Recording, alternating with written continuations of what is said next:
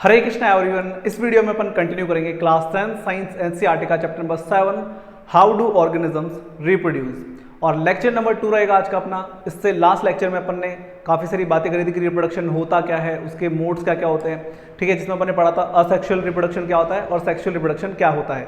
तो आज अपन modes of asexual reproduction के बारे में डिस्कशन करेंगे कि असेक्सुअल रिप्रोडक्शन के टाइप्स क्या क्या हैं, ठीक है। तो चलिए स्टार्ट करते हैं अपने लेक्चर को। और first of all modes of asexual reproduction, तो थोड़ा सा अपन रिवाइज कर लेते हैं कि असेक्सुअल रिप्रोडक्शन क्या होता है, उसके बाद कंटिन्यू करते हैं, ठीक है। तो देखो, हमने बात करी थी असेक्सुअल रिप्रोडक्शन क्या होता है। सो असेक्सुअल रिप्रोडक्शन क्या होता है। असेक्सुअल रिप्रोडक्शन वो मोड ऑफ रिप्रोडक्शन है जिसमें एक सिंगल पेरेंट इन्वॉल्व होता है, ठीक है। यहां पे एक सिंगल पेरेंट इन्वॉल्व होता है, ठीक है, सिंगल पेरेंट इन्वॉल्व होता है।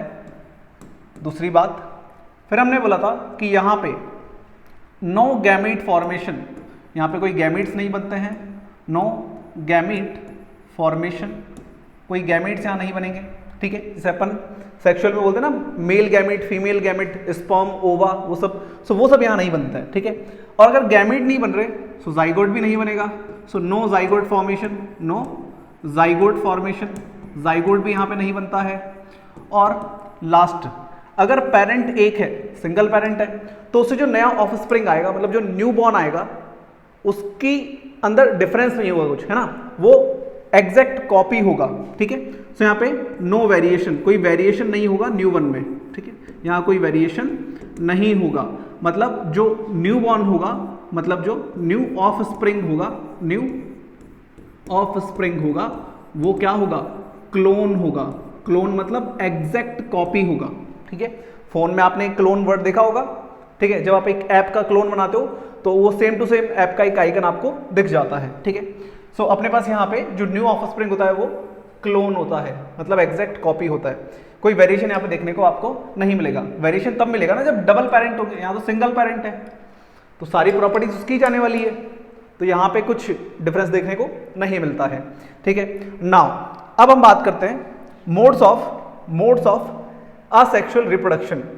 सो मोड्स ऑफ असेक्सुअल रिप्रोडक्शन में अपन कुछ टाइप्स पढ़ेंगे। सबसे पहला अपन पढ़ेंगे फिजन, ठीक है, फिजन। दूसरा फिर अपन पढ़ेंगे बडिंग, ठीक है, बडिंग। एक अपन इसमें पढ़ेंगे रीजनरेशन, ठीक है। एक अपन पढ़ेंगे फ्रेगमेंटेशन, ठीक है। देन अपन पढ़ेंगे स्पोर फॉर्मेशन, उसके बाद वेजिटेटिव प्रोपेगेशन, ठीक है। सो अपन काफी सारे टॉपिक्स के बारे में आज बात करने वाले और बहुत ही डिटेल में बात करेंगे, कोई डाउट आपका बचेगा ही नहीं। चलो, सो फर्स्ट ऑफ ऑल पहला जो मोड ऑफ रिप्रोडक्शन है दैट इज फिजन। फिजन का मतलब होता है सेल डिवीजन, फिजन का मतलब होता है सेल डिवीजन। फिजन ये जो वर्ड है, फिजन ये जो वर्ड है, इसका मतलब होता है ब्रेक डाउन। फिजन मतलब ब्रेक डाउन, ठीक है, फिजन मतलब होता है ब्रेक डाउन। नाउ सो यहां होता क्या है, ये होता है सिंगल सेलुलर ऑर्गेनिजम्स में, जिनमें एक सिंगल सेल होती है, उन ऑर्गेनिज्म में होता है। तो हमारे पास सबसे पहला जो हमें पता है, जो एक बहुत ही फेमस नाम है सिंगल सेलुलर ऑर्गेनिज्म में, जो होता है अमीबा, ठीक है, अमीबा। सो अमीबा में फिजन होता है, ठीक है। अब फिजन जो होता है वो दो टाइप का होता है, फिजन दो टाइप का होता है। एक तो होता है बाइनरी फिजन,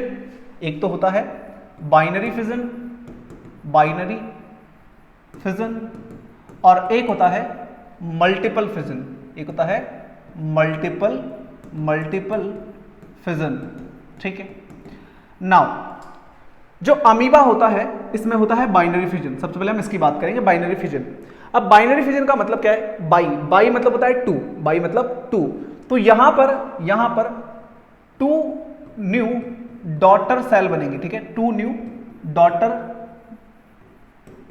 सेल्स बनेगी और उसके बाद वो अलग अलग एक इंडिविजुअल ऑर्गेनिज्म में डेवलप हो जाएगी, ठीक है। सो बाइनरी फिजन में 2 न्यू डॉटर सेल बनती है, मतलब 2 में डिवाइड हो जाएगा एक ऑर्गेनिज्म। मल्टीपल फिजन में मल्टीपल डॉटर सेल्स बनेंगे, ठीक है, मल्टीपल डॉटर सेल्स बनेंगे।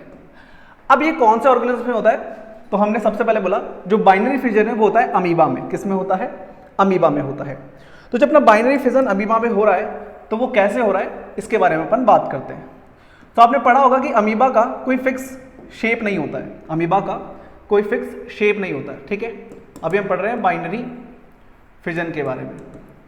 तो हमें ये पता है कि अमीबा का कोई फिक्स शेप नहीं होता है, ठीक है, वो इर्रेगुलर शेप वाला होता है। सो अमीबा का स्ट्रक्चर अगर मैं बनाऊं सो मैं कैसे भी यहाँ पे इसको शेप दे सकता हूँ। इस टाइप से अमीबा होता है अपने पास, और सेंटर में यहाँ पे इसके पास क्या होता है? इसका न्यूक्लियस होता है, ठीक है। क्या होता है यहाँ पे? इसका न्यूक्लियस होता है, और यहाँ पे बाकी के सेल ऑर्गेनल्स हो सकते हैं नाउ। तो ये सिंगल सेलुलर ऑर्गेनिज्म है, इसका स्ट्रक्चर फिक्स नहीं है। तो सबसे पहले जब अमीबा रिप्रोडक्शन करेगा बाय फिजन तो होता क्या है? सबसे पहले इसका न्यूक्लियस लेंथन होता है, सबसे पहले इसका न्यूक्लियस लेंथन होता है। तो इसका जो न्यूक्लियस है वो बड़ा हो जाएगा, इसका जो न्यूक्लियस है वो कुछ इस टाइप से ऐसे हो जाएगा, ठीक है। न्यूक्लियस लेंथन होता है पहले। सो न्यूक्लियस लेंथन होता है इसका, फर्स्ट ऑफ ऑल इसका न्यूक्लियस लेंथन हो जाता है, ठीक है। इसका डायग्राम। अब न्यूक्लियस लेंथन होने के बाद में ये न्यूक्लियस बीच में से डिवाइड हो जाता है, ठीक है। ये न्यूक्लियस बीच में से डिवाइड हो जाता है, ठीक है। ये न्यूक्लियस यहाँ से क्या हो जाता है? डिवाइड हो जाता है। सो यहाँ पे दो कुछ इस टाइप का यहाँ पे स्ट्रक्चर बन जाएगा अपने पास, आपस में थोड़ा सा ये कनेक्टेड होंगे और दो अलग अलग न्यूक्लियस आपको देखने को मिलेंगे, ठीक है। और जब ये न्यूक्लियस अलग होगा, जब ये न्यूक्लियस अलग हो जाएगा तो यहाँ पे हमें दो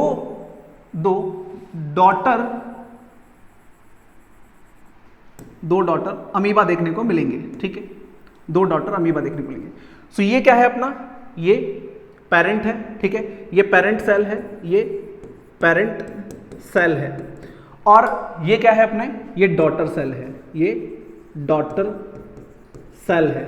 तो जब भी अमीबा रिप्रोडक्शन करेगा तो वो हमेशा 2 पार्ट्स में डिवाइड हो जाएगा, और इसी 2 पार्ट्स के डिवीजन को हम क्या बोलते हैं? बाइनरी फिजन बोलते हैं। क्लियर है? अब जैसे यहां पर अमीबा में क्या हो रहा है? बाइनरी फिजन हो रहा है। उसी टाइप से यहां पे एक और हमारे पास होता है लेशमैनिया। क्या होता है? लेशमैनिया। लेशमैनिया में भी क्या होता है? लेशमैनिया में भी बाइनरी फिजन होता है, ठीक है। लेशमैनिया में भी बाइनरी फिजन होता है। तो इस टाइप का एक लेशमैनिया होता है अपने पास, इसमें भी बाइनरी फिजन होता है, ठीक है। अब यहां पे होता क्या है? इसका जो न्यूक्लियस होता है सेम डिवाइड हो जाएगा 2 पार्ट्स में। अब देखो यहां पर ध्यान दो, जो हमारा अमीबा है इसका कोई रेगुलर शेप नहीं है, ठीक है। ये इर्रेगुलर शेप का, इसका शेप कैसा भी हो सकता है। तो जब इसको डिवाइड होना है 2 न्यूक्लियस में, जब इसको डिवाइड होना है 2 डॉटर सेल में, तो ये कैसे भी डिवाइड हो सकता है ना। ये कोई भी एक्सेस से डिवाइड हो सकता है, ये ऐसे भी डिवाइड हो सकता है, ये ऐसे भी डिवाइड हो सकता है, ये ऐसे भी डिवाइड हो सकता है। मतलब यहाँ पे इर्रेगुलर बाइनरी फिजन होता है, ठीक है, इर्रेगुलर डिवीजन होता है। बट जो लेशमैनिया है अपना, वो लॉन्गिट्यूडनल, यहाँ पे लॉन्गिट्यूडनल डिवीजन होता है, ठीक है। लॉन्गिट्यूडनल डिवीजन होता है, मतलब ये ऐसे ही डिवाइड होगा, लाइक दिस, ठीक है। ऐसे, यहां से ऐसे, ये ऐसे डिवाइड होता है, लॉन्गिट्यूडनल डिवीजन होता है। और देन यहाँ पे 2 अलग अलग क्या बन जाते हैं? लेशमैनिया बन जाते हैं, ठीक है। 2 अलग अलग लेशमैनिया यहाँ पे बन जाते हैं, और दोनों का न्यूक्लियस अलग अलग डिवाइड हो जाता है, ठीक है। और बाद में ये 2 अलग अलग सेपरेट लेशमैनिया में कन्वर्ट हो जाता है, ठीक है। तो यहाँ पे इन दोनों में फर्क क्या है? अब आपसे ऐसा पूछा जाता है एग्जाम में कि अमीबा के बाइनरी फिजन में और लेशमैनिया के बाइनरी फिजन में क्या फर्क है। तो फर्क सिर्फ इतना सा है कि अमीबा का जब डिवीजन होगा तो किसी भी पैटर्न में हो सकता है ना। अमीबा कैसे भी डिवाइड हो सकता है, उसका कोई फिक्स शेप नहीं है। तो अमीबा ऐसे भी डिवाइड हो सकता है, ऐसे भी हो सकता है, ऐसे भी हो सकता है। अमीबा का डिवीजन कैसे भी हो जाएगा, ठीक है, इर्रेगुलर डिवीजन होता है। लेकिन जो लेशमेनिया है उसका डिवीजन हमेशा कैसे होगा, लॉन्गिट्यूडनल होगा, इसका डिवीजन हमेशा ऐसे होगा, ये ऐसे डिवाइड नहीं हो सकता, ये ऐसे डिवाइड नहीं हो सकता, ये हमेशा ऐसे लॉन्गिट्यूडनल ही डिवाइड होगा। एंड देन यहाँ पे आपको दो लेशमेनिया देखने को मिलेंगे। सो यहाँ पे लेशमेनिया और अमीबा दोनों में क्या होता है, बाइनरी फिजन होता है। क्लियर है? चलो अब इसकी थ्योरी को थोड़ा सा रिव्यू कर लेते हैं। फिजन को हम बोलते हैं सेल डिवीजन, और जो सेल डिवाइड होता है उसको बोलते हैं daughter cell. The parent cell divides into daughter cell. तो हमने अभी बात करी कि जो पेरेंट अमीबा होता है वो दो डॉटर अमीबा में कन्वर्ट हो जाता है। नाउ बाइनरी फिजन का मतलब हो गया कि बाई मतलब टू, तो यहाँ पे दो में डिवाइड होगा, टू सेल्स आर फॉर्म्ड, तो यहाँ पे क्या होंगे, टू डॉटर सेल्स फॉर्म होंगे। ठीक है, example amoeba and leishmania which cause kala azar. तो जो अपना लेशमेनिया है, तो ये आपको याद रखना है कि ये क्या करता है, कालाजार कॉज करता है। ठीक है, कालाजार ये एक डिजीज है। सो ये एग्जाम में पूछा जा सकता है कि कालाजार कौन सा, बोल सकते हो कि जो ऑर्गेनिज्म है वो डेवलप करता है, या कौन सा ऑर्गेनिज्म आपको कालाजार का डिजीज देता है, तो उसका नाम हो जाएगा अपना लेशमेनिया। ठीक है, लेशमेनिया क्या कॉज करता है, कालाजार कॉज करता है, ये डिजीज है। देन अभी हम इसके बारे में बात करेंगे मल्टीपल फिजन क्या होता है, बट सबसे पहले अपन यहाँ पे थोड़ा सा बाइनरी फिजन को ऑब्जर्व करते हैं। तो देखो, सबसे पहले ये अपने पास अमीबा है और ये क्या है, पेरेंट अमीबा है। फिर इसका सबसे पहले क्या होगा, न्यूक्लियस लेंथन होगा, जिसमें मैंने आपको अभी सिखाया कि सबसे पहले इसका न्यूक्लियस लेंथन होता है, और उसके बाद इसका न्यूक्लियस डिवाइड हो जाता है, और जब इसका न्यूक्लियस डिवाइड होता है तो दो अमीबा आपको सेपरेट मिल जाते हैं। तो ये क्या हो गए, टू डॉटर सेल्स हो गए।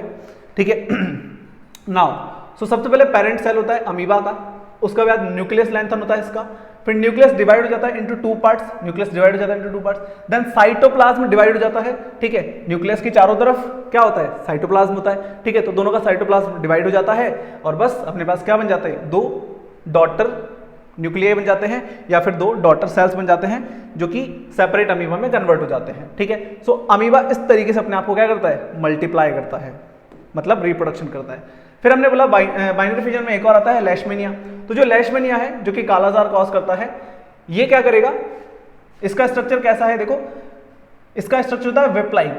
ठीक है, अब इसका क्या मतलब है, चाबुक, इसका मतलब होता है चाबुक, जिससे कोड़े मारे जाते हैं ना, चाबुक टाइप इसका स्ट्रक्चर होता है। अब देखो ना इसका स्ट्रक्चर कैसा है, जो चाबुक होता है ना जिससे मारते हैं, वो उस टाइप का इसका स्ट्रक्चर है। ठीक है, तो ये कैसे डिवाइड होता है, ये लॉन्गिट्यूडनल डिवाइड होता है। ये कैसे डिवाइड हो रहा है, देखो लॉन्गिट्यूडनल डिवीजन यहाँ पे इसका हो रहा है। In such organism binary fission occurs in a definite orientation, मतलब ये कैसे भी डिवाइड नहीं हो सकता, इरेगुलर नहीं है, इसका डिवीजन रेगुलरली होगा। ठीक है, एक फिक्स ओरिएंटेशन में ही डिवीजन होगा in relation to these structure. तो इसका डिवीजन कैसे होता है, लॉन्गिट्यूडनल डिवीजन होता है। क्लियर है, समझ में आ गया। नाउ नेक्स्ट अपने पास मल्टीपल फिजन। नेक्स्ट अपने पास मल्टीपल फिजन। तो मल्टीपल फिजन किस में होता है, सो मल्टीपल फिजन की बात करते हैं। देखो मल्टीपल फिजन की बात करते हैं। अब मल्टीपल फिजन में हमने बोला कि जब एक पेरेंट सेल बहुत सारे डॉटर सेल में डिवाइड हो जाती है, तो उसको बोलते हैं मल्टीपल फिजन। ठीक है, सो यहां पे ये किस में होता है, प्लाज्मोडियम में होता है। किस में होता है, प्लाज्मोडियम में होता है। तो अपने पास एक प्लाज्मोडियम होता है। ठीक है, अपने पास एक प्लाज्मोडियम होता है। ठीक है, अपना प्लाज्मोडियम है। अब प्लाज्मोडियम में होता क्या है, इसका जो न्यूक्लियस होता है, सबसे पहले इसका जो न्यूक्लियस होता है वो डिवाइड होता है। ठीक है, सबसे पहले न्यूक्लियस डिवीजन चालू होता है, और न्यूक्लियस डिवाइड होते ही बहुत छोटे न्यूक्लियाई बन जाते हैं, बहुत सारे। ठीक है, तो यहाँ पे बहुत सारे न्यूक्लियस बन जाते हैं। ठीक है, तो सबसे पहले न्यूक्लियस डिवीजन होता है, और उसके बाद में जब ये न्यूक्लियस डिवाइड हो जाते हैं, ठीक है, जो डॉटर न्यूक्लियाई बने हैं, इनके चारों तरफ जो साइटोप्लाज्म होता है वो स्कैटर हो जाता है। ठीक है, इनके चारों तरफ जो साइटोप्लाज्म होता है वो स्कैटर हो जाता है। ठीक है, जो इनके चारों तरफ साइटोप्लाज्म होता है वो स्कैटर हो जाता है, एंड देन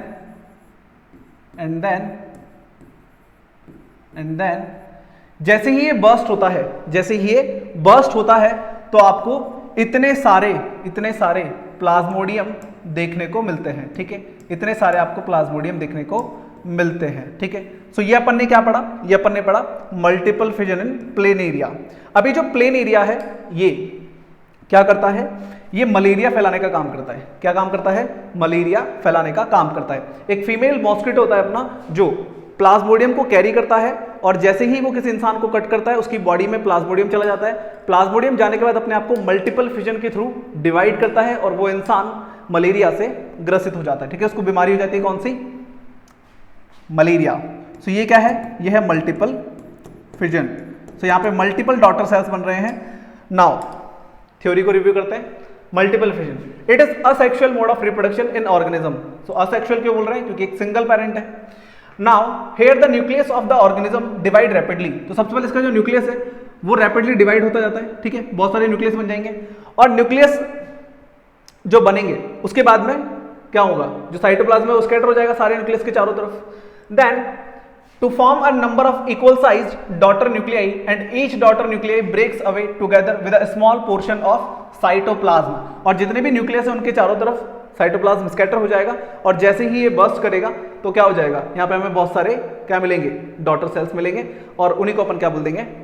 डॉटर प्लाज्मोडियम बोल देंगे। ठीक है, तो इस टाइप से यहाँ पे क्या होता है? मल्टीपल फिजन होता है। तो अपन ने बात करी फिजन के बारे में, उसमें अपन ने दो पढ़े, बाइनरी फिजन और मल्टीपल फिजन। नेक्स्ट है अपना बडिंग। अभी जो बडिंग है इसको समझने के लिए पहले अपन एक एक्टिविटी पे ध्यान देते हैं। ठीक है, ये एक्टिविटी आप बिल्कुल घर पे कर सकते हैं, लेकिन आपको कुछ चीजें हैं, 2-3 जो आपको लैब में ही मिलेगी, तो आप इसको स्कूल में परफॉर्म करें, ज्यादा अच्छा रहेगा। अगर हम एक बीकर ले लें, ठीक है, अगर हम एक बीकर ले लें और उसमें क्या डाल लें? हम वाटर डाल लें। ठीक है, इसमें हम 100 ml वाटर ले लें। ठीक है, सो अगर आप एक बीकर में 100 ml वाटर ले लो, और उसके बाद इसमें क्या करो? 20 ग्राम शुगर डाल लो। क्या डाल लो? 20 ग्राम शुगर डाल लो। अब जब आप एक 100 ml बीकर में वाटर डालने के बाद में 20 ग्राम शुगर उसमें ऐड करोगे, तो इसको अच्छे से मिक्स कर लो। ये क्या बन जाएगी? शरबत टाइप कुछ बन जाएगा। अब आप उसको पीना नहीं है, वे एक्सपेरिमेंट कर रहे हैं, है ना? पी जाओगे तो एक्सपेरिमेंट कैसे करेंगे भाई, है ना?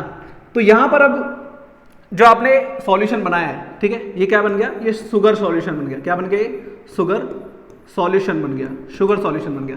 अब इस शुगर सॉल्यूशन को आपको क्या करना है? एक टेस्ट ट्यूब में लेना है। ठीक है, एक टेस्ट ट्यूब लेनी है और उसमें आपको इस शुगर सॉल्यूशन को डाल देना है। तो आप अप्रॉक्स यहाँ पे 10 ml शुगर सॉल्यूशन ऐड कर लेंगे। ठीक है, शुगर सॉल्यूशन ऐड कर लेंगे। तो जब हम एक टेस्ट ट्यूब में शुगर सॉल्यूशन को ऐड कर लेंगे, इसके बाद आपको इसके अंदर ऊपर से क्या डालना है? इसके बाद आपको इसके अंदर ऊपर से डालना है यीस्ट सेल्स डालने हैं। ठीक है, यीस्ट सेल्स डालें। अब आप बोलोगे सर यीस्ट कहां से मिलेगा? सही बात है आपकी, बिल्कुल। यीस्ट कहां से मिलेगा? तो यीस्ट आपको बेकरी पे मिलेगा। ठीक है, अगर आप बेकरी पे जाके बोलोगे कि मुझे यीस्ट बेकर चाहिए, तो आपको यीस्ट दे देगा, और अगर आप उसके कुछ पार्ट्स यहाँ पे डाल देंगे, कुछ सेल्स यहाँ पे डाल देंगे, और उसके बाद में आपको इसको कॉटन से कवर कर देना ऊपर से। ठीक है, कॉटन से इसको कवर कर देना है, और इसको कुछ देर के लिए छोड़ देना है, लगभग 2 से 3 आवर के लिए इसको बिल्कुल एकदम शांत छोड़ दो। अब यहां पर जो सॉल्यूशन बना है, इसको आपको क्या करना है? एक ट्रांसपेरेंट जो स्लाइड होती है अपनी, ग्लास स्लैब जो होता है, उसके ऊपर यहाँ पे आपको थोड़ा सा सम अमाउंट ऑफ सॉल्यूशन यहाँ पे गिरा लेना है। ठीक है, तो यहाँ पे आपको ये वाला पोर्शन यहाँ पे लेना है। अब अगर आप इसको आपको कवर कर देना एक बार लेयर से। ठीक है, एक प्लास्टिक रैप से आप इसको कवर कर दो, और जब आप इसको कुछ देर बाद देखोगे माइक्रोस्कोप में, तो होगा क्या? बहुत एक अमेजिंग चीज होगी। क्या होगा?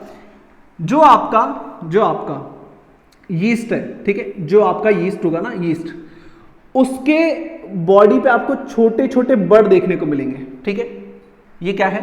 ये एक आउटग्रोथ डेवलप हो जाएगा यहाँ पे, एक आउटग्रोथ डेवलप हो जाएगा यहाँ पे, जिसको हम क्या बोलते हैं? बर्ड बोलते हैं। ठीक है, तो जो यीस्ट है उसके ऊपर क्या हो जाएगा? एक बर्ड डेवलप हो जाएगा, और ये जो बर्ड होता है, ये रिपीटेडली सेल डिवीजन के थ्रू बड़ा होता जाता है, ग्रोथ करता है, और जब ये बहुत ज्यादा बड़ा हो जाता है, मतलब मैच्योर हो जाता है, तो ये इस यीस्ट से अलग हो जाता है, और यहाँ पे आपको क्या हो जाता है?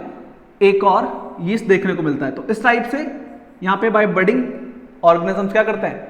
रिप्रोडक्शन करते हैं। ठीक है, चलो अब इसकी थ्योरी को रिव्यू करते हैं। In hydra a bud develops as an outgrowth due to rapidly cell division at one specific site. तो देखो ये हाइड्रा का डायग्राम है। जब इसके अंदर रिपीटेडली सेल डिवीजन होता है, तो यहां पर इसके ये वाला पार्ट देखो, यहां पर क्या हो जाता है? यहां पर क्या हो जाता है? एक आउटग्रोथ निकल जाता है, ठीक है, यहां पर एक आउटग्रोथ निकल जाता है। तो ये जो आउटग्रोथ है इसको हम बोलते हैं बड, क्या बोलते हैं, बड बोलते हैं। और ये बड धीरे धीरे क्या होता है, डेवलप होता जाता है, डेवलप होता जाता है। और जब ये एक प्रॉपर हाइड्रा बन जाता है, ठीक है, जब ये एक प्रॉपर हाइड्रा बन जाता है तो ये यहां से अलग हो जाता है, डिटैच हो जाता है, बोलता है मां अब मुझे आपकी जरूरत नहीं है। अच्छा तू इतना बड़ा हो गया, हाँ मैं बड़ा हो गया, ठीक है, अब मैं खुद से अपनी लिविंग को सस्टेन कर सकता हूं। तो ये हाइड्रा, जो डॉटर हाइड्रा है, वो क्या हो जाएगा, अलग हो जाएगा, ठीक है। तो ऐसे बड जो होता है वो रेपिडली सेल डिवीजन की ग्रोथ से एक अलग ऑर्गेनिज्म में डेवलप हो जाता है, और जब ये प्रॉपर मैच्योर हो जाता है तो ये पेरेंट सेल से अलग हो जाता है, ठीक है। These birds develop into tiny individual and when fully mature, जैसे ही fully mature होगा, detach from the parent body, और parent body से ये अलग हो जाएगा and become new independent individual, और एक नया ऑर्गेनिज्म में मिल जाएगा।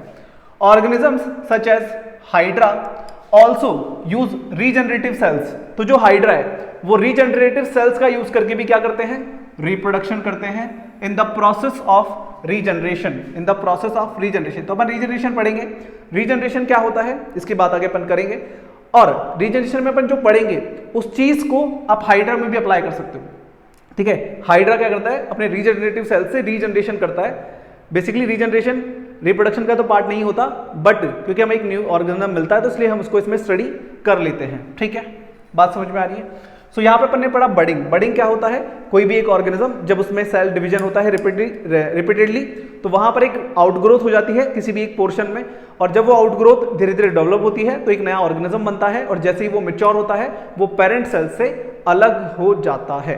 क्लियर है, ठीक है। सो पहले आप यहां तक इसे राइट डाउन करो, ठीक है, फिर बात करते हैं अपन आगे। सो अभी तक हमने दो टॉपिक कवर कर लिए, पहला फिजन जिसमें अपन ने पढ़ा binary fission and multiple fission, उसके बाद अपन ने देखा बडिंग इन हाइड्रा, और यीस्ट के अंदर भी हमने बडिंग करके देखा by an experiment. So next अपने पास आता है फ्रेगमेंटेशन। तो देखो फ्रेगमेंटेशन क्या होता है, फ्रेगमेंटेशन को समझने के लिए अब आप क्या करेंगे, एक एक्सपेरिमेंट कर सकते हैं। क्या, आपको एक ऐसा प्लेस ढूंढना है जहां पे वाटर हो, ठीक है, बहुत सारा पानी हो, और ऐसा एरिया होना चाहिए पानी का जहां पर बहुत सारा ब्लू ग्रीन एल्गी हो, ठीक है, क्या होनी चाहिए, ग्रीन एल्गी होनी चाहिए, और वहां से आपको कुछ वाटर कलेक्ट करके लाना है।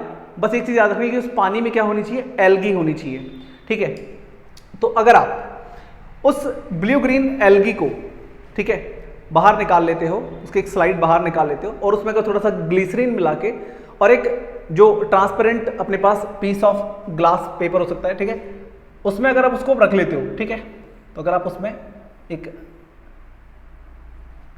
ब्लू ग्रीन एल्गी को रख लेते हो तो वहां पर क्या होगा, क्या होगा, ठीक है। सो ये इस टाइप का अपने पास ब्लू ग्रीन एल्गी होता है, इसको बोलते हैं स्पाइरोगायरा, ठीक है, क्या होता है, स्पाइरोगायरा, ठीक है, स्पाइरोगायरा। तो ये जो स्पाइरोगायरा होता है इसमें कुछ फिलामेंट्स होते हैं, ठीक है, क्या होते हैं। अब ये स्पाइरोगायरा जब कंप्लीटली मैच्योर हो जाता है, तो अब सुनना बहुत ध्यान से, जब स्पाइरोगायरा कंप्लीटली मैच्योर हो जाता है तो अपने आप इसका डिवीजन होता है इन सम फ्रेगमेंट्स, ठीक है। तो ये क्या हो जाता है, धीरे धीरे फ्रेगमेंट्स में डिवाइड होने लग जाता है, ठीक है, क्या हो जाता है, यहाँ पे धीरे धीरे कुछ फ्रेगमेंट्स में डिवाइड होने लग जाता है, ठीक है, फ्रेगमेंट्स में डिवाइड होने लग जाता है। और जैसे ही ये फ्रेगमेंट्स डिवाइड होते हैं, आफ्टर सम टाइम ये क्या होते हैं, ये न्यू इंडिविजुअल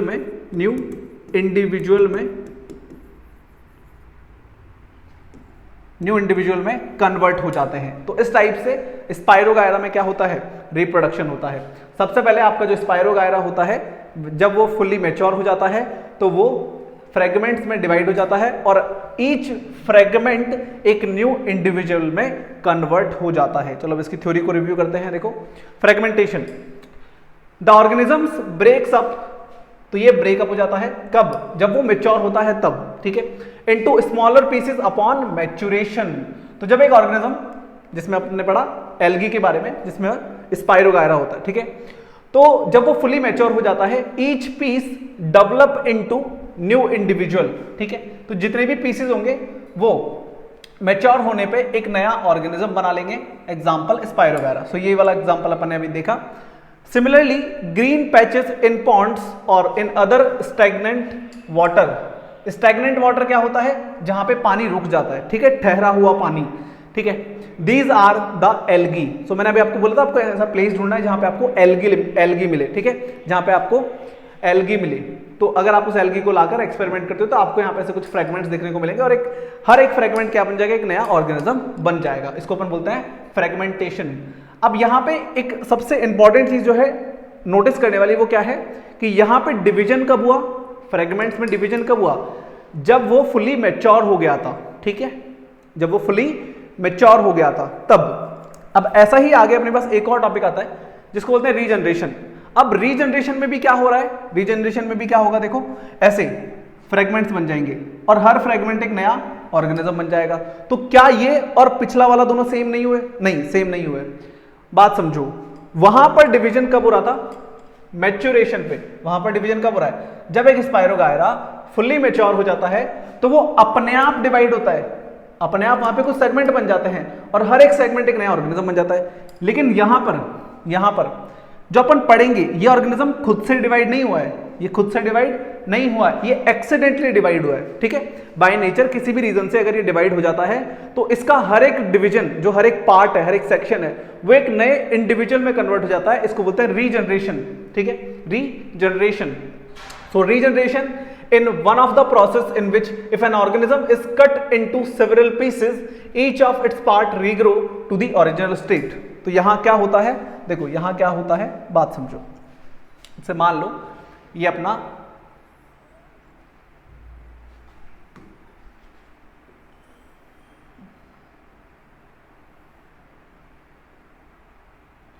क्या है,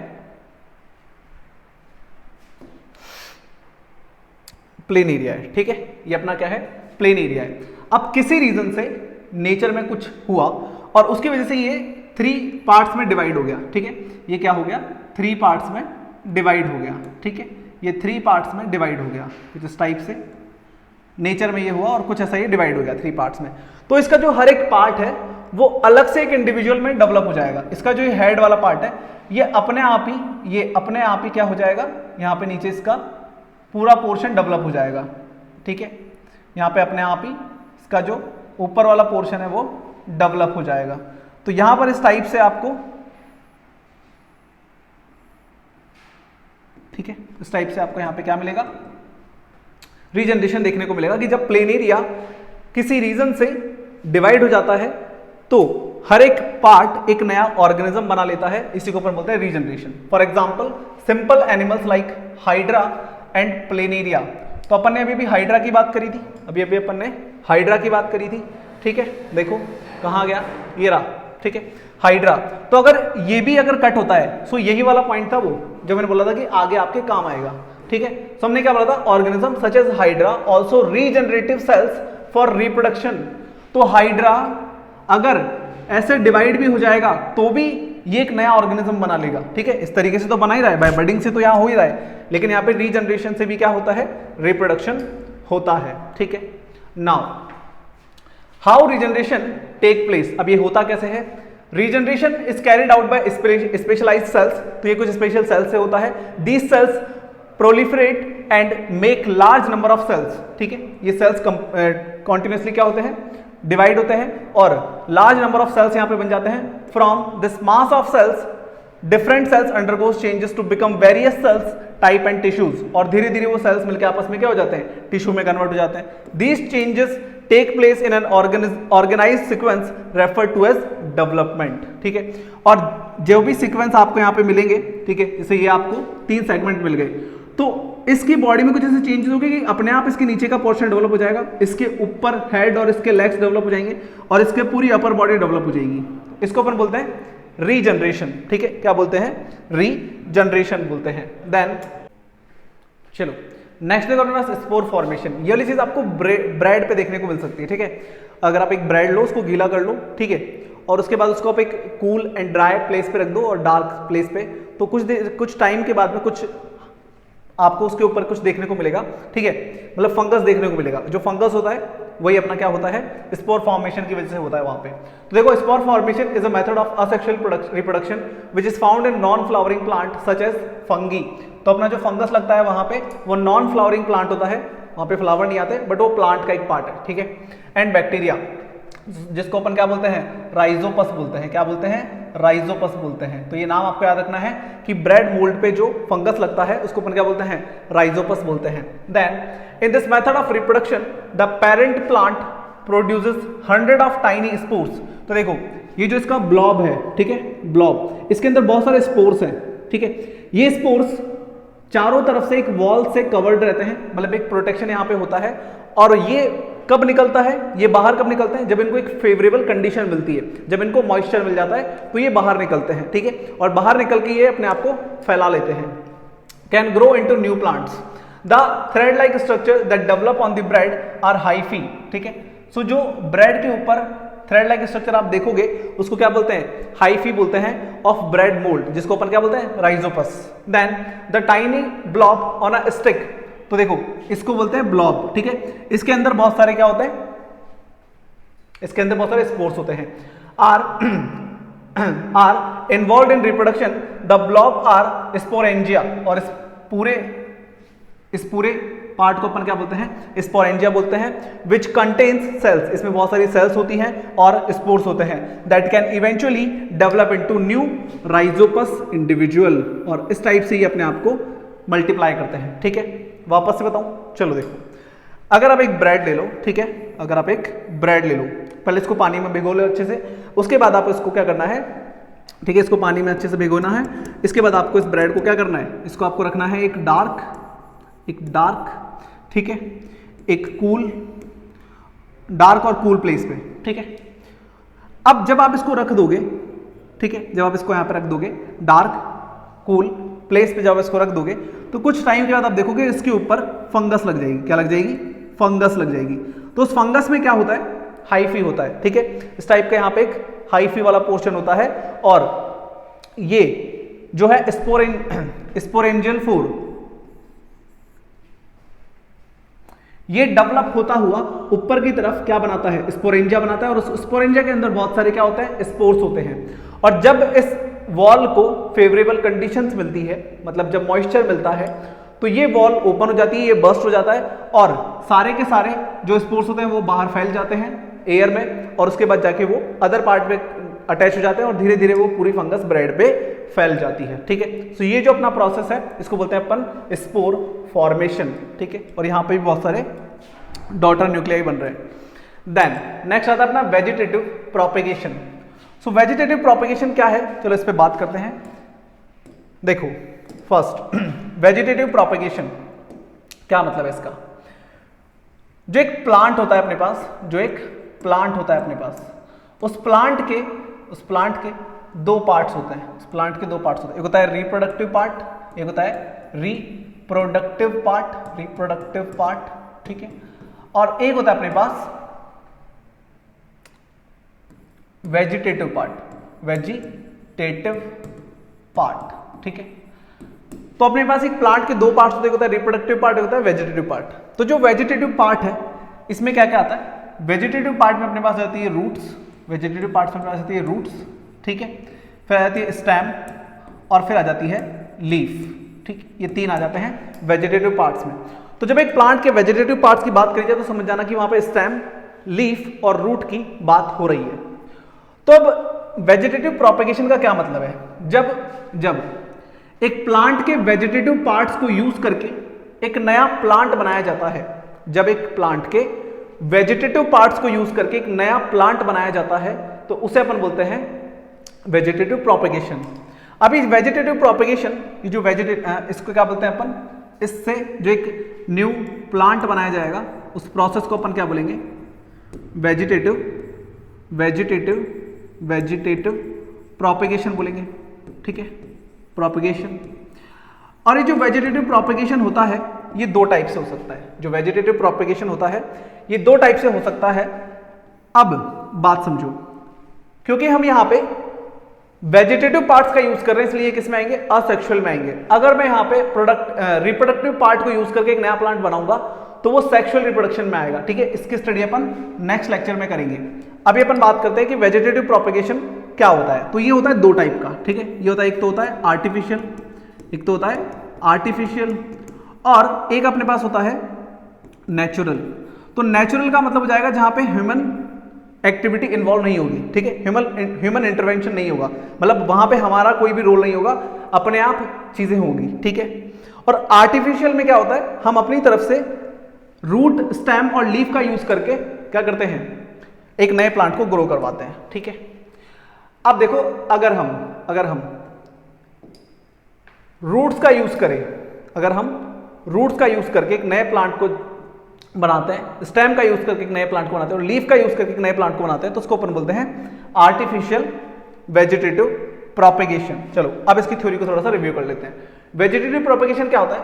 vegetative propagation a form of asexual reproduction occurring in plant in which a new plant grows, जिसमें एक नया प्लांट ग्रो होता है from a fragment of the parent plant or grows from a specialized reproductive structure such as rhizome, runner and tuber। अभी rhizome, runner और tuber क्या है, इसकी बात अभी अपन डिटेल में करेंगे, ठीक है। Now type of vegetative propagation, तो पहला होता है नेचुरली और दूसरा होता है artificially. So natural vegetative propagation हो जाएगा, natural vegetative propagation happens when new plant grows and develop naturally without human intervention। मतलब हमने कुछ नहीं किया, बिना हमारी किसी एक्टिविटी के इन्वॉल्व हुए एक नया प्लांट अगर डेवलप हो जाता है तो उसको बोलते हैं अपन नेचुरल वेजिटेटिव प्रोपेगेशन। लेकिन अगर हम आर्टिफिशियली करते हैं, so artificial vegetative propagation is a type of plant reproduction that involves human intervention, मतलब इसमें हमारी कोई एक्टिविटी इन्वॉल्व होगी। The most common type of artificial vegetative reproduction techniques include cutting, तो ये अपन कैसे करते हैं, अपन कटिंग कर सकते हैं, लेयरिंग कर सकते हैं, ग्राफ्टिंग कर सकते हैं और टिश्यू कल्चरिंग कर सकते हैं। अब कटिंग क्या होती है? कटिंग कुछ ऐसी बात है कि आप क्या करो, एक प्लांट का जो ग्रोइंग पार्ट है, ठीक है, स्टेम को कट कर लो और एक नए गमले में ले जाके लगा दो, ठीक है। तो जब आप उस कटिंग को एक गमले में लगाओगे तो एक नया प्लांट बच जाएगा, इसको अपन बोलते हैं कटिंग। क्या बोलते हैं? कटिंग, ठीक है। जैसे आप अगर एक रोज प्लांट की एक स्टेम कट कर लाओ लेकिन उसमें बर्ड्स होने चाहिए, ठीक है। अगर एक रोज प्लांट की एक स्टेम को कट कर लाओ, उसमें बर्ड्स होने चाहिए और एक नए गमले में उसको लगा दो, तो अपने आप ही कुछ टाइम के बाद क्या होगा, नीचे रूट्स डेवलप हो जाएगी और ऊपर प्लांट ग्रो करना शुरू कर देगा, इसको बोलते हैं कटिंग, ठीक है। लेयरिंग क्या होती है? ग्राफ्टिंग एंड टिश्यू कल्चरिंग, इन सारी बातें हम डिटेल वाइज करेंगे। तो देखो आगे, वेजिटेटिव प्रोपेगेशन बाय स्टेम, तो अपन अभी नेचुरली बात कर रहे हैं। बाय स्टेम, स्टेम से कैसे होता है, स्टेम से कैसे नेचुरल वेजिटेटिव प्रोपेगेशन होता है? तो देखो अपना जो जिंजर होता है, जिंजर में क्या होता है? राइजोम होता है, ठीक है। तो मैंने भी आपको 3 नाम बताए थे इधर, राइजोम, रनर और ट्यूबर। तो ये जो राइजोम है ये किस में होता है? जिंजर में होता है, जिंजर में। तो ये क्या है? मॉडिफाइड पार्ट है, मॉडिफाइड स्टेम होता है जिसको अपन बोलते हैं राइजोम, ठीक है। जिंजर क्या है? एक मॉडिफाइड स्टेम है, इसको अपन क्या बोलते हैं? राइजोम बोलते हैं, ठीक है। तो ये जो पार्ट्स आप यहाँ पे जिंजर के, मतलब अदरक के जो पार्ट्स देख रहे हो, ये क्या है? ये स्टेम्स है, ठीक है। ये स्टेम्स जो एक नए प्लांट में डेवलप हुए हैं और इसी का जो मॉडर्न फेज उसको अपन क्या बोलते हैं? राइजोम बोलते हैं। देन इधर देखो, ये जो स्ट्रॉबेरी है, ठीक है, स्ट्रॉबेरी का प्लांट है, इसमें क्या होता है? इसमें होता है अपने पास रनर, ठीक है। इसके अंदर जो मॉडिफाइड स्टेम होता है इसको अपन बोलते हैं रनर, और इसके अंदर जो मॉडिफाइड स्टेम होता है इसको बोलते हैं रूलर। क्या बोलते हैं? ट्यूबर, सॉरी, ठीक है। क्या बोलते हैं? ट्यूबर बोलते हैं। तो ये वाला जो अपना है आलू वाला, ठीक है, तो ये जो आलू है वो भी किससे बना है? स्टेम से मिलकर बना है। अब हो क्या रहा है यहाँ पे, जो भी फोटोसिंथेसिस हो रहा है, तो जो सारा फूड है वो किस में स्टोर हो रहा है? स्टेम में फूड हो रहा है। यहाँ पे भी सारा फूड स्टेम में स्टोर हो रहा है और यहाँ पे भी स्टेम में स्टोर हो रहा है। तो इस टाइप से वेजिटेटिव प्रोपेगेशन होता है बाय स्टेम, ठीक है, जिसमें अपन ने बोला कि यहाँ पे राइजोम, ठीक है, और इधर अपने पास दूसरा रनर और फिर ट्यूबर। ये क्या है? ये मॉडिफाइड स्टेम्स है, ठीक है। जो ये होता है जिंजर में, ये होता है स्ट्रॉबेरी प्लांट में और ये होता है पोटैटो में। Now vegetative propagation by root, तो यहां पे हम देखेंगे कि रूट के अंदर फूड स्टोर होगा, यहां पे रूट के अंदर जाके फूड स्टोर होगा। तो देखो ये क्या है? ये है अपना एक प्लांट, ठीक है, ये अपना एक प्लांट है और इसको अपन बोलते हैं स्वीट पोटैटो, ठीक है। तो ये अपनी स्वीट पोटैटो है और ये क्या होती है? एक टाइप से ये रूट होती है और यहाँ पे रूट के अंदर फूड स्टोर होता है, ठीक है। सो ये एक वेजिटेटिव प्रोपेगेशन है जो किससे हो रहा है, बाय रूट हो रहा है, ठीक है, ये भी रूट से हो रहा है। ये जैस्मीन प्लांट है, ठीक है, ये जैस्मीन प्लांट है, जैस्मीन का प्लांट है। तो यहां पर पहले इसका इनिशियल पार्ट कुछ इस टाइप का देखने को मिलता है, इसकी रूट्स कुछ इस टाइप की होती है, और जब ये डेवलप हो जाता है तो अपन को इस टाइप का स्ट्रक्चर देखने को मिलता है, ठीक है। Then vegetative propagation by leaf, तो लीफ का आपकी बुक में क्या दिया हुआ है, ब्रायोफिलम, ठीक है, ये ब्रायोफिलम की लीफ होती है। इसके जो नॉचेस होते हैं, मतलब इसका जो किनारी है, ठीक है, ये जो किनोर है, जो जिसको अपन एक तरीके से कॉर्नर बोल सकते हैं, ठीक है, तो इसके जो कॉर्नर होते हैं वहां पे छोटी छोटी लीव्स डेवलप हो जाती है, ठीक है। और जब ये लीफ गिर जाती है, जब ये लीफ गिर जाती है और सॉइल में चली जाती है, तो वहां पर एक नया प्लांट बन जाता है, और इसी को अपन क्या बोलते हैं, वेजिटेटिव प्रोपिगेशन बाय लीफ। तो यहाँ पे लीफ से एक नया प्लांट बनता है। Birds produced in the notches along the leaf margin of bryophyllum, और इसका क्या नाम है, ब्रायोफिलम लीफ है ये, ठीक है। और जब इसके नॉचेस पे जो प्लांट, जो छोटे छोटे प्लांट डेवलप हुए, अगर ये टूट के और सॉइल में चले जाते हैं तो एक नया प्लांट बन जाता है, और इसको अपन क्या बोलते हैं, वेजिटेटिव प्रोपिगेशन बाय लीफ बोलते हैं, ठीक है। देन आगे देखो, आर्टिफिशियल वेजिटेटिव प्रोपिगेशन। तो अभी अपन ने बोला कि भाई कटिंग, ग्राफ्टिंग, लेयरिंग, ये सारी बातें अपन करने वाले हैं। तो सबसे पहले बात करते हैं कटिंग की। तो कटिंग जैसे मैंने आपको बताया कि मान लो अगर आपके पास एक प्लांट है जो ग्रोथ है, ठीक है, ऑलरेडी ग्रोथ में है पहले से, और अगर मैं इसको कहीं से कट कर दूं और कट करके एक नए गमले में लगा दूं, तो होगा क्या, कुछ टाइम बाद अपने आप यहां से इसकी रूट्स निकल जाएगी और ये ऊपर से ग्रो करना शुरू कर देगा, ठीक है। तो कटिंग के through, by cutting A stem, अगर आप उस स्टेम को कहीं पे लगा दोगे तो अपने आप उसकी रूट्स डेवलप हो जाएगी और एक नया प्लांट बन जाएगा, इसको बोलते हैं कटिंग, ठीक है। Cutting is removing a portion of stem, तो स्टेम को आप रिमूव कर लो, एंड फिक्सिंग इट, इसको फिक्स करना है in the soil to allow the growth of roots, ठीक है, ताकि ये इसकी रूट्स ग्रो करे, ठीक है। And birds growing into shoots, और ऊपर जो बर्ड वाला पार्ट होगा, मैंने बोला था ना बर्ड होना चाहिए, तो जो बर्ड वाला पार्ट होगा वो क्या करेगा, धीरे धीरे ऊपर की तरफ स्टेम को डेवलप करता रहेगा, ठीक है।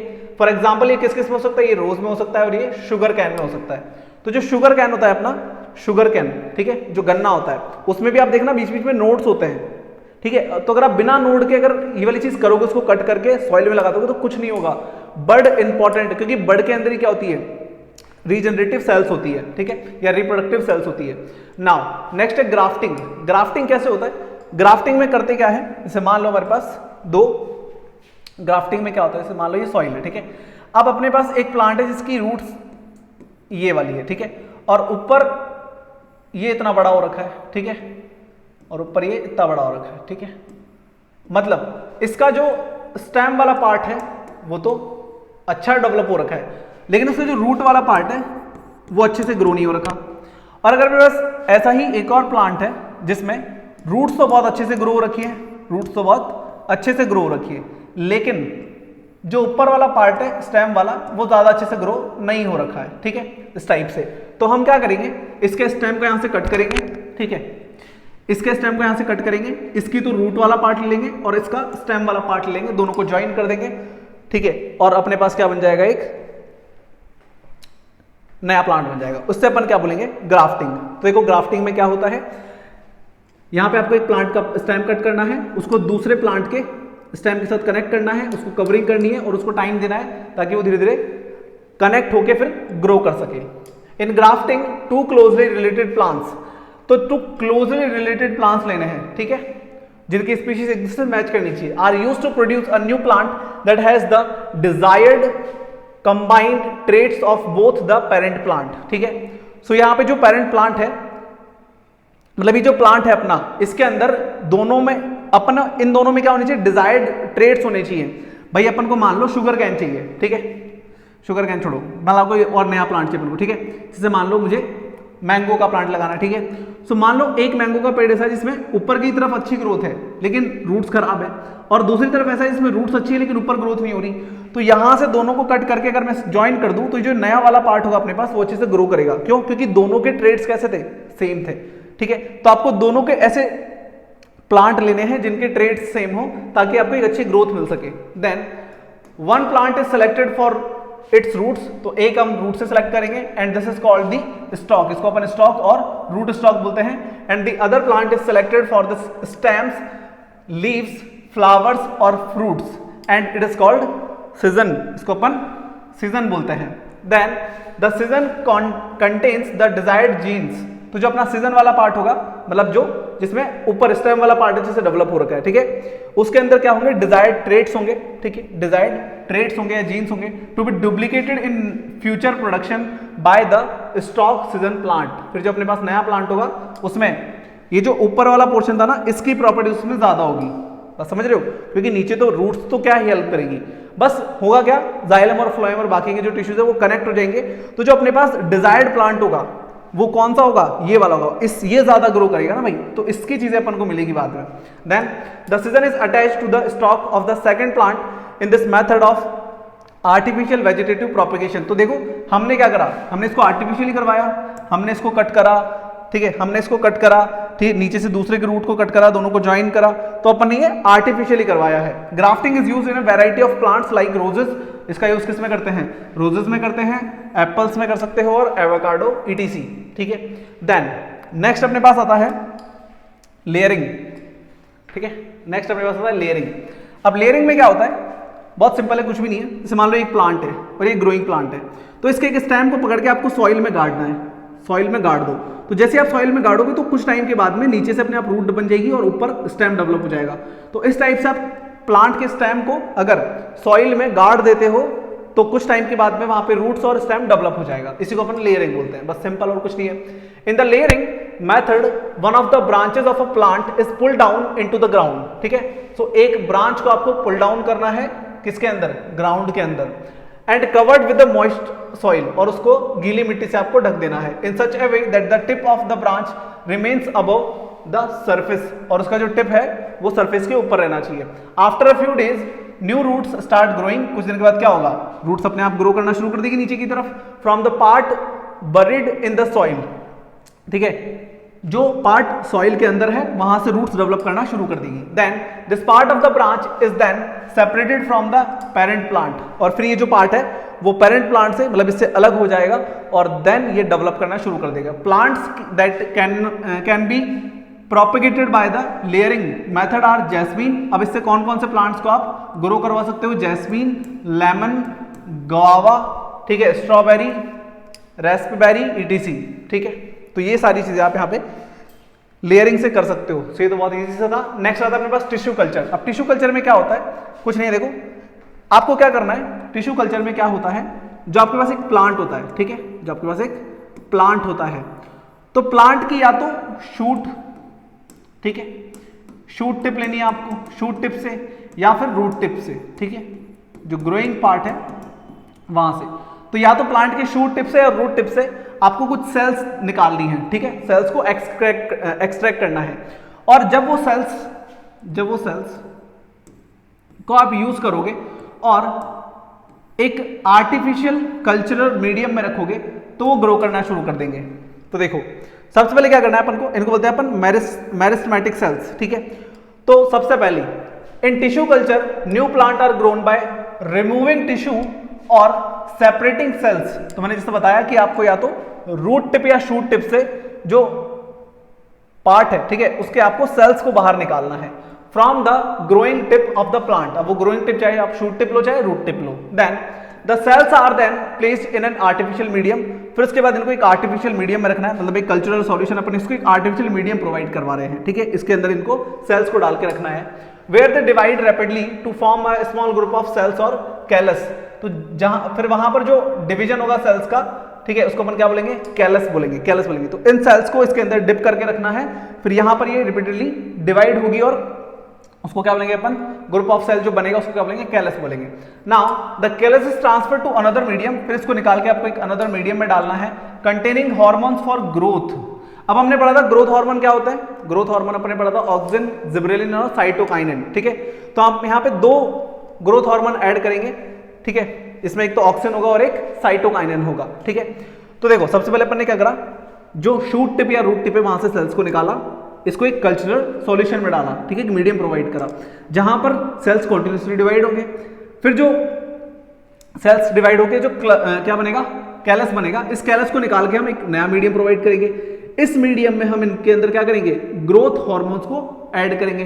ग्रोथ हार्मोन्स ऐड करने से क्या होगा कि इस जो सेल्स होंगी, जो कैलस होगा उसमें रूट्स डेवलप हो जाएगी और उसका अपर वाला पार्ट भी डेवलप होने स्टार्ट हो जाएगा। The plantlets are then placed in the soil so that they can grow into mature plant। और फिर ये जो पार्ट डेवलप हुआ है इसको निकाल के आपको एक सॉइल में डाल देना है, बस खत्म, फिर वो एक नया प्लांट बन जाएगा वहां से। Using tissue culture many plants can be grown from one parent. तो हमने क्या करा, एक सिंगल पेरेंट तो यहाँ यूज करा। इन डिजीज फ्री, सो इसका यूज क्यों करा जाता है, डिजीज फ्री प्लांट को डेवलप करने के लिए करा जाता है। This technique is commonly used for ornamental plant, और इनका यूज हम ऑर्नामेंटल प्लांट्स को डेवलप करने के लिए कर सकते हैं, ठीक है। देन लास्ट नेक्स्ट अपने पास आता है, ठीक है। अब ये जो डायग्राम इसमें सारी चीजें एक साथ हमने शो कर दी, ठीक है। जैसे ये कटिंग वाला पार्ट हो गया कि भाई एक पार्ट आप यहां से कट करो जिसमें बर्ड होना चाहिए, इसको आप एक नए सिस्टम में डाल दो, वहां से एक नया प्लांट बन जाएगा, अपने आप रूट्स डेवलप हो जाएगी और ऊपर वाला पार्ट डेवलप। तो ये अपन ने कटिंग में पढ़ा। फिर अपन ने ग्राफ्टिंग में पढ़ा कि भाई दो अलग अलग प्लांट्स के जो स्टेम्स हैं उनको आपको कनेक्ट करना है, ठीक है, और उनकी ग्राफ्टिंग करनी है, मतलब उनको कवर करना है अच्छे से, और देन वो एक नया प्लांट बन जाएगा, ठीक है। देन अपन ने पढ़ा लेयरिंग। तो अगर एक स्टेम को हम सॉइल के अंदर डाल दें तो कुछ टाइम के बाद में क्या होता है, वहां से रूट्स और शूट डेवलप होना स्टार्ट हो जाता है, ठीक है। और ये कुछ टाइम के बाद में यहाँ से अलग हो जाता है। Then excited pieces of leaf, तो ये आ गया अपना टिश्यू कल्चर वाला, जिसमें अपन सेल्स निकाल के क्या करते हैं, एक नया प्लांट बनाते हैं, ठीक है। Now advantages and disadvantages of vegetative propagation. तो भाई अपन ने ये जो आर्टिफिशियल प्रोपेगेशन पढ़ा, ठीक है, वेजिटेटिव प्रोपेगेशन पढ़ा, इसके कुछ एडवांटेजेस हैं और कुछ डिसएडवांटेजेस हैं, ठीक है, जिनके बारे में अपन को स्टडी करनी है। तो एडवांटेजेस क्या है, सबसे पहला, plants raised by vegetative propagation can bear flower and fruit earlier than those produced from seeds। तो इस प्रोसेस का यूज करके हम जल्दी क्या कर सकते हैं, फ्रूट को डेवलप करवा सकते हैं, ठीक है। इस प्रोसेस को यूज करके हम जल्दी फ्लावर और फ्रूट को डेवलप करवा सकते हैं, कंपैरेटिवली किसकी, जहां पर सीड से प्रोडक्शन होगा, ठीक है, उसके कंपैरिजन में। तो हम यहाँ पे फास्ट ग्रोथ करवा सकते हैं। Then it also helps in propagation of plant such as banana.